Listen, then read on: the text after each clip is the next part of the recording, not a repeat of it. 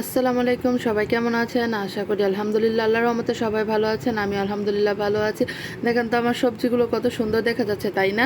সবজিগুলো দেখে কি আপনারা বুঝতে পেরেছেন আজকে আমি কি রান্না করব? তাহলে চলুন দেখে আসি আজকে আমি কি রান্না করবো। এই যে দেখেন একটা অক্টোপাসটার ওজন ছিল প্রায় 1 কেজি ও 200 গ্রাম। এটা অনেক বড় একটা অক্টোপাস ছিল, কিন্তু আমি তো এটা ক্লিন করতে পারি না। আমার সাথে যে আপা সারাক্ষণ থাকে, আপা এটা আমাকে ক্লিন করে দিচ্ছে। এই যে দেখেন আপা এটা কি সুন্দর করে ক্লিন করে নিচ্ছে। এটা আপা আস্তে ধীরে এত সুন্দর করে ক্লিন করেছে, মানে কি বলবো আর। এই যে দেখুন কিভাবে কি সুন্দর করে করছে। আমি অবশ্য আবার দেখিয়ে দেখে দিচ্ছি যে আপা এটা এভাবে এভাবে করেন। এই যে দেখুন এটা লবণ দিয়ে এখন এটা ভালো করে কষলিয়ে কষলিয়ে মেখে নিচ্ছে। এটা মাখলে কি হয়, কি সুন্দর এটা যত মানে পিচ্ছিল যে এগুলো থাকে এগুলো সব বের হয়ে যায়। যে দেখেন আপা এটাকে ভালো করে মেখে লবণ দিয়ে মেখে এর মধ্যে যে কালো আবরণটা থাকে এটা টেনে টেনে তুলে নিচ্ছে। এটা পুরোটা উঠিয়ে একদম সাদা চকচকা ফকফকা করে ফেলবে। দেখেন কত সুন্দর করে উঠিয়ে নিচ্ছে এটা। আচ্ছা, মানুষ কি সবসময় টাকা হলে মানুষ পরিবর্তন হয়ে যায়? আমাকে এটা আপনারা বলবেন। মানুষের জীবনে কি টাকাই সব কিছু? কোনো সম্পর্কে কি কোনো দামই থাকে না? জানি না কেন মানুষ এরকম পরিবর্তন হয়ে যায়। তবে আল্লাহ যা করে ভালোর জন্যই করে। সবাইকে আল্লাহ তৌফিক দান করুক, সবাইকে আল্লাহ হেদায়েত দান করুক। আসলে জীবনে চলার পথে টাকাটাই সব না। আত্মীয় স্বজন, সবার সাথে সবার ভালো সম্পর্ক, এগুলোই নিয়ে তো আমাদের জীবন। যদি এগুলোই আমাদের মধ্যে না থাকে তাহলে আর কিভাবে মানুষ পৃথিবীতে থাকবে? হয়তো জানি না কার কোনটা ভালো লাগে, বললাম এমনিতেই, আপনারা আবার অন্য কিছু মনে করবেন না।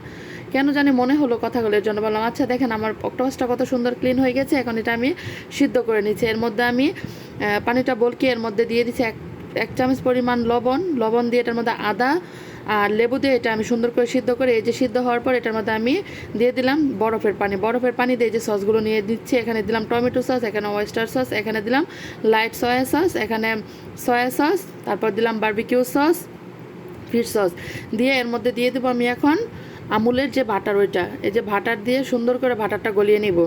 বাটারটা গলিয়ে এর মধ্যে দিয়ে দেবো আমি অনেকটা পরিমাণ রসুনের কুচি।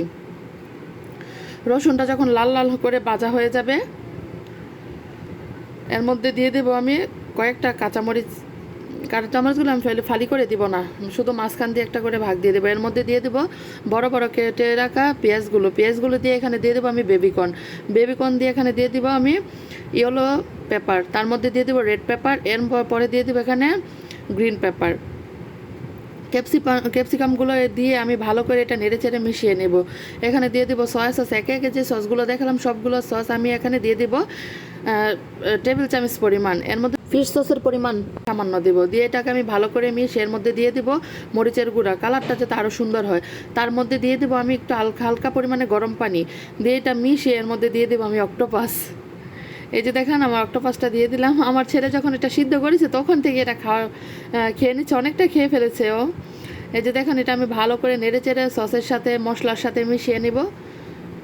দেখেন কত সুন্দর হচ্ছে। এটা ভালো করে মিশিয়ে নেব। এই যে দেখুন এটা মিশাতে মিশাতে সুন্দর হয়ে যাচ্ছে। এটা আমি শুধু হালকা আগুনে কষিয়ে রান্না করব। এই যে দেখুন এটা সুন্দর করে রান্না হয়ে গেছে। এই যে দেখুন এখন আমি এটা খাওয়ার জন্য রেডি করে নিয়েছি। আমার হাজব্যান্ড আমার ছেলে খেয়েছে, বলেছে মাশাআল্লাহ অনেক ভালো হয়েছে। আপনারা সবাই আমাদের জন্য দোয়া করবেন। আল্লাহ হাফেজ, বাই।